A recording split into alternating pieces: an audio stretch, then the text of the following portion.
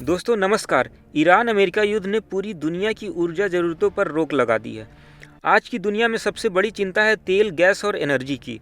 अब हालात इतने बुरे हो गए हैं कि इंटरनेशनल एनर्जी एजेंसी ने कह दिया है कि इस समय पूरी दुनिया एनर्जी सिक्योरिटी थ्रेट का सामना कर रही है। थर्ड नहीं 13 डिग्री का केस है।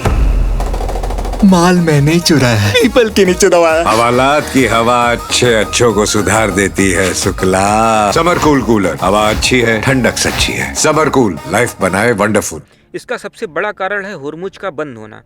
ट्रंप जिन्हें लग रहा था कि वह ईरान पर वेनेजुएला जैसे हालात ला देंगे और ईरान के सुप्रीम लीडर को मारकर उसे घुटनों पर ला खड़ा करेंगे, लेकिन ऐसा कुछ नहीं हुआ। इसके उलट ईरान ने ही पूरी दुनिया को ऊर्जा संकट में डाल दिया है। आइए इस बारे में आपको विस्तार से बताते हैं।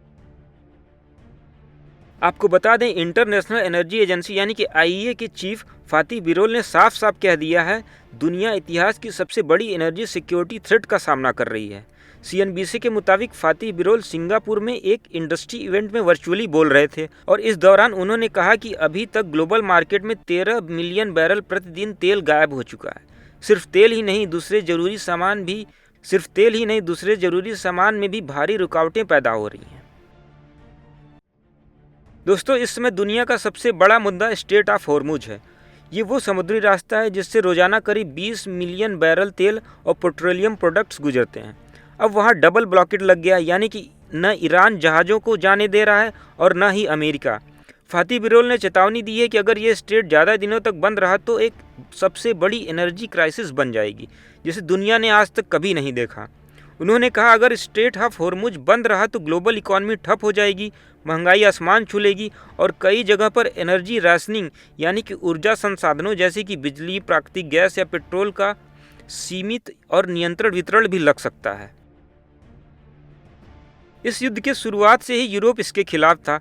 आज सबसे ज़्यादा परेशानी यूरोप को ही हो रही है। यूरोप अपनी 75% जेट फ्यूल मिडिल ईस्ट की रिफाइनरी से लाता है। अब वो सप्लाई लगभग जीरो हो गई है। बिरोल ने सीएनबीसी से कहा, अगर यूरोप को अमेरिका और नाइजीरिया से जल्दी अतिरिक्त आयात नहीं मिला तो वहाँ मुश्किल पैदा हो जाएगी। उन्होंने यहाँ तक कहा कि यूरोप को एयर ट्रैवल कम करने के लिए कुछ कदम उठाने पड़ सकते हैं। मतलब साफ है, सस्ती और आसान फ्लाइट्स का जमाना थोड़ा ठंडा पड़ सकता है और आम नागरिक को बहुत बड़ा नुकसान उठाना पड़ सकता है। हर संकट कुछ अच्छाई भी लाता है। बिरोल का मानना है कि ये क्राइसिस एनर्जी ट्रांजिशन को बहुत तेज कर देगा, यानी कि अब लोग ऊर्जा के लिए दूसरे विकल्पों को ढूंढने लगेंगे। उन्होंने कहा, सबसे पहले तो न्यूक्लियर पावर को बूस्ट मिलेगा, साथ ही सोलर, विंड और दूसरे रिन्यूएबल एनर्जी सोर्स बहुत तेज़ी से बढ़ेंगे। इलेक्ट्रिक कारों यानी कि ईवी को भी फ़ायदा होगा, क्योंकि लोग पेट्रोल डीजल से दूर भागने लगेंगे। हालांकि एक सच्चाई ये भी है, कुछ देशों में, खासकर एशिया के बड़े बड़े देशों में, कोयला फिर वापस आ सकता है। जब तेल महंगा और कम हो जाएगा तो कई लोग पुराने कोल प्लांट्स फिर से चला सकते हैं। इस संकट को थोड़ा कंट्रोल करने के लिए आईईए के 32 सदस्य देशों ने मार्च में फैसला किया कि वे अपने इमरजेंसी ऑयल रिजर्व से 400 मिलियन बैरल तेल बाजार में सप्लाई करेंगे। इसके बाद दूसरी बार रिलीज करने पर फिर से विचार किया जाएगा। लेकिन फातिह बिरोल बहुत साफ शब्दों में कह रहे हैं, ये सिर्फ दर्द कम करने की दवा है, इलाज नहीं है। असली इलाज सिर्फ एक है, स्ट्रेट ऑफ होर्मुज को फिर से खोलना। उन्होंने कहा, ये स्टॉक रिलीज सिर्फ समय खरीदने के लिए है, लंबे समय तक इससे काम नहीं चल पाएगा। बिरोल ने सभी देशों की सरकारों से अपील किया कि वे अपनी इकोनॉमी को ज़्यादा मजबूत बनाएं। इसके लिए उन्हें वैकल्पिक एनर्जी सोर्स पर ज़्यादा ध्यान होगा। मतलब ज़्यादा सोलर प्लांट लगाओ, विंड एनर्जी बढ़ाओ, न्यूक्लियर पावर को बढ़ाओ और इलेक्ट्रिक व्हीकल को सपोर्ट करो।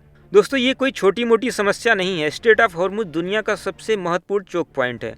अगर ये बंद रहा तो न सिर्फ तेल की कीमतें आसमान छुएंगी, बल्कि पूरा ग्लोबल ट्रेड प्रभावित होता है। महंगाई बढ़ती है, इंडस्ट्रीज पर असर पड़ता है और आम आदमी की जेब ढीली हो जाती है। क्योंकि इतिहास गवाह है, जब एनर्जी संकट आता है तो सिर्फ गाड़ियां ही नहीं बल्कि पूरी अर्थव्यवस्था हिल जाती है। दोस्तों, इतनी ग्लोबल क्राइसिस के बावजूद भी ईरान और अमेरिका साथ बैठकर बातें नहीं कर रहे हैं। आज भी दोनों के बीच होर्मुज पर लड़ाई जारी है, एक दूसरे पे हमले कर रहे हैं। अब ये युद्ध कब रुकेगा, आने वाला वक्त ही बताएगा। ऐसे में भारत भी अपनी ऊर्जा सप्लाई को डाइवर्सिफाई कर लिया है। वह रूस, अमेरिका, वेनेजुएला से तेल खरीद रहा है। आपको क्या लगता है, क्या ये युद्ध खत्म होगा या फिर इजरायल फिर से ईरान पर हमले कर सकता है और युद्ध को लंबा खींच सकता है? अपने विचार कमेंट सेक्शन में ज़रूर बताएं। वीडियो पसंद आया तो लाइक करें, शेयर करें और चैनल को ज़रूर सब्सक्राइब करें।